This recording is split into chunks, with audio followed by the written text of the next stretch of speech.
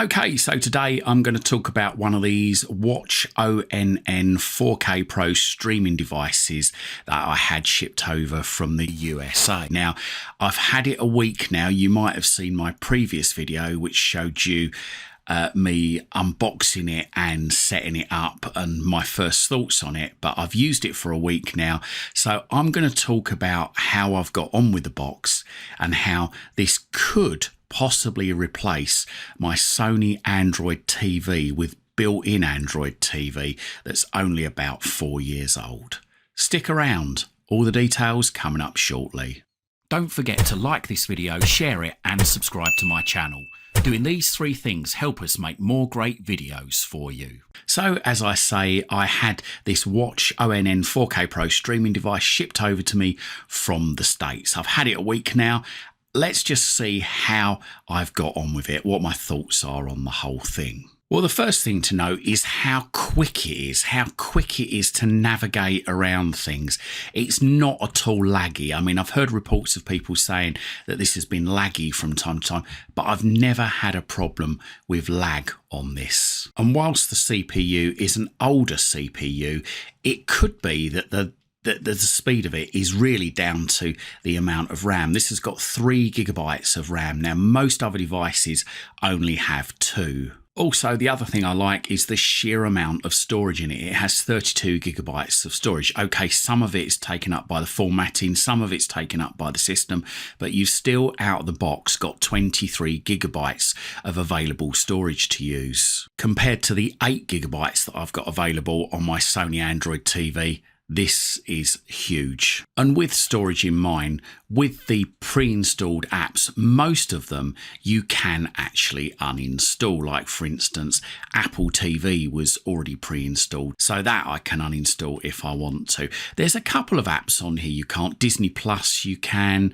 ITVX you can uninstall, My5, Netflix you can't. However, you can uninstall the updates and disable the app if you need to. You can even uninstall Prime Video, which obviously on the Firesticks you can't. YouTube, again, you can't uninstall that, but you can uninstall the updates and disable it. And YouTube Music, you can disable it if you want to. It's also very, very easy to sideload apps on this and unlock the device. You can also manage updates and turn off automatic updating should you wish, and therefore just update apps manually. Even though this device is primarily aimed at the American market, I was surprised to find that My5, Channel 5, was pre-installed on here and it worked right out of the box. So was ITVX, but unfortunately that told me there was a rights issue and wouldn't load, although I did manage to uninstall that and then go to my website, which is downloader code 21203, and sideload ITVX, and that worked. I could also download and install UK TV Play direct from the Google Play Store. And that worked absolutely fine. I could also download Now TV, but unfortunately when you try and go into Now TV, it just won't open up. Unfortunately, at the time of recording this video, I couldn't find a way to get Channel 4 on there, but I do still have all the other UK channels here. One strange thing I did find was in some of the suggestions that I've got on the screen, it did originally suggest shows from BBC iPlayer, but when I went into those shows, it wouldn't give me BBC iPlayer as a valid source. It would give me other TV providers as a valid source like Netflix, Plex, etc. However, for some reason, these recommendations have gone, and now most of my recommendations seem to be from My5. Now with this, you can obviously use Google Assistant to open apps, but can you open apps that have been sideloaded? Well, yes and no. If you've sideloaded an app and it's already on the Google Play Store, then yes, it will allow you to open that app by voice. So for instance, I've sideloaded CX File Explorer. Now that is already on the Google Play Store. It may not be the same version, but if I press the microphone on here and ask for it, CX File Explorer.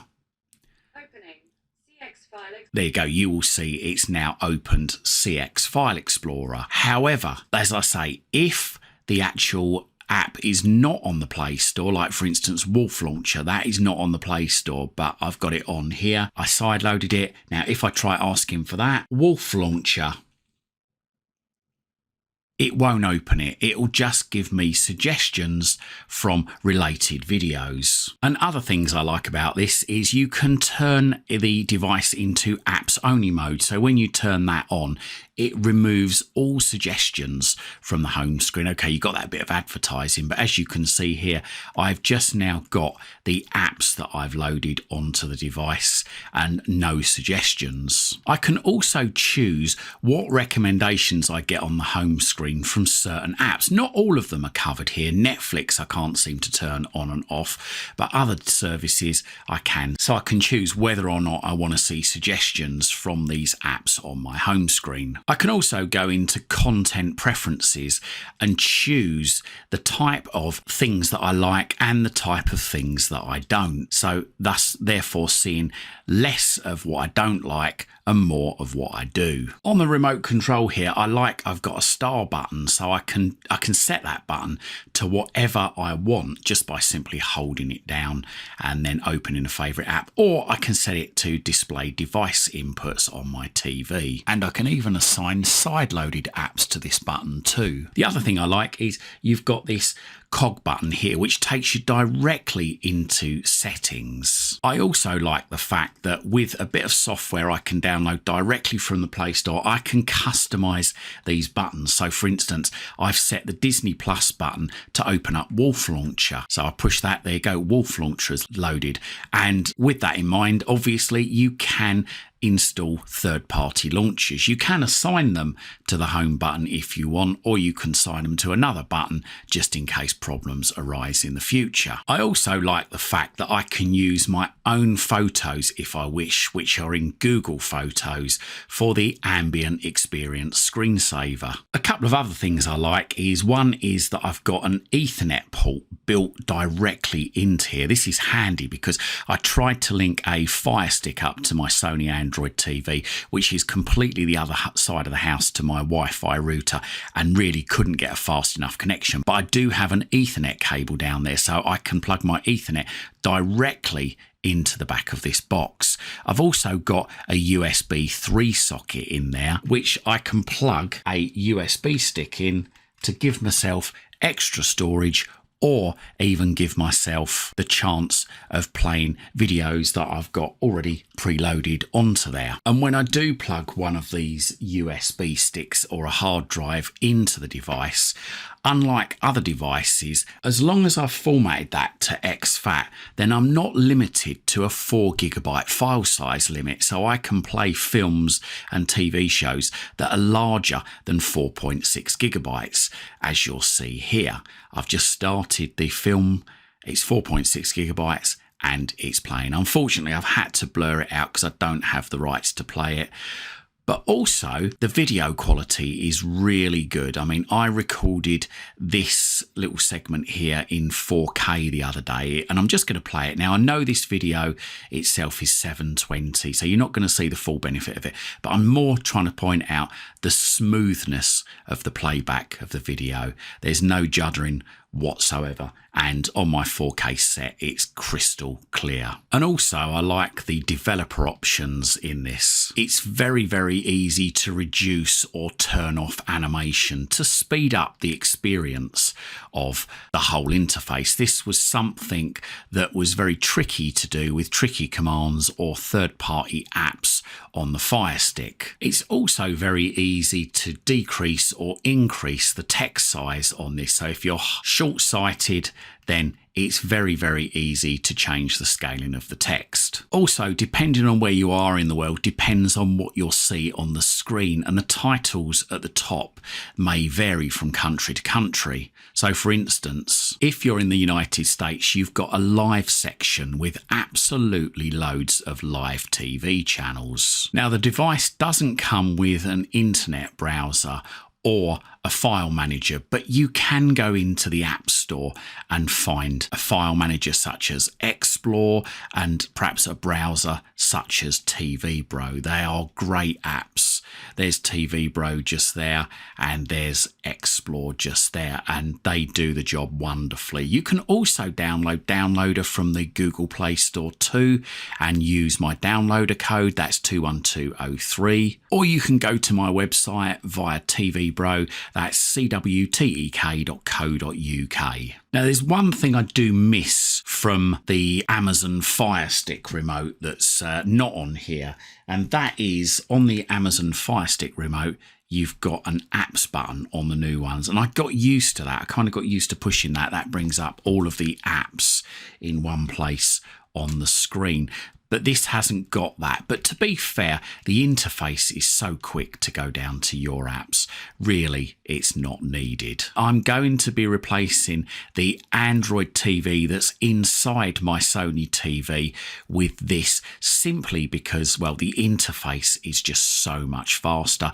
I've also got more storage. Okay, so I can't get Channel 4, but to be fair, I never used Channel 4 anyway on my Sony Smart TV because I had to enable UGREEN, which made the whole experience on the Sony TV extremely slow, extremely frustrating. So it's something I've basically lived without. I've never had it, so I'm not going to miss it. But now I've got the added bonus that I can use ITVX and UK TV Play without having to enable UView on my TV. I've also got the added bonus I can plug it in to the Ethernet, so I'm getting a good strong signal, even though it's only 100 megabits per second. I've got no apps that I use that really require any more than about 25 megabits per second, so that's fine. So yes, this device, which cost me about £100, which is probably twice as much as what I would have paid for it had I been in the States, is still worth every penny because it saved me having to go out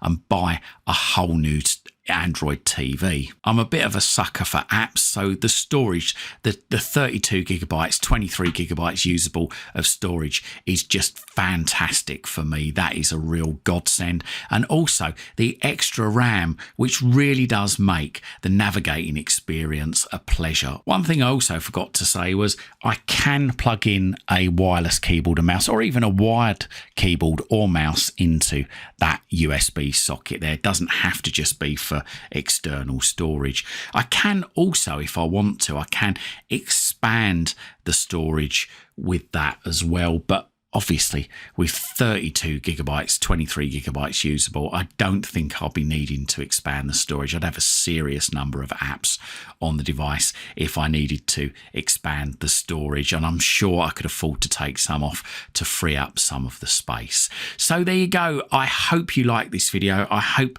you found it interesting. If you did, then please consider hitting that thanks button and making a donation to this channel. Or if you want to have a look through my Amazon shop, you're looking for a VPN, even a Fire TV Stick, Fire TV Cube or Fire Stick accessories, then have a look down below. We've got loads of great links down there for you. Buying, subscribing and donating really does help support this channel. And if whilst you're here you fancy looking around my YouTube channel, then why not? I've got thousands of other videos for you right here, right now, covering all sorts of subjects. Hopefully whilst you're here, you're going to find something to educate you, entertain you, amuse you, and maybe even save you some time and money. And if whilst you're here you see something that you think your friends, your family or your work colleagues might like to see, then please don't forget to share these videos on your social media timelines. Check me out on X, I'm at CWTEK. Also check out my website, it's cwtek.co.uk. Thanks for watching, and look out for more videos on some of the things I've covered in here on my channel soon.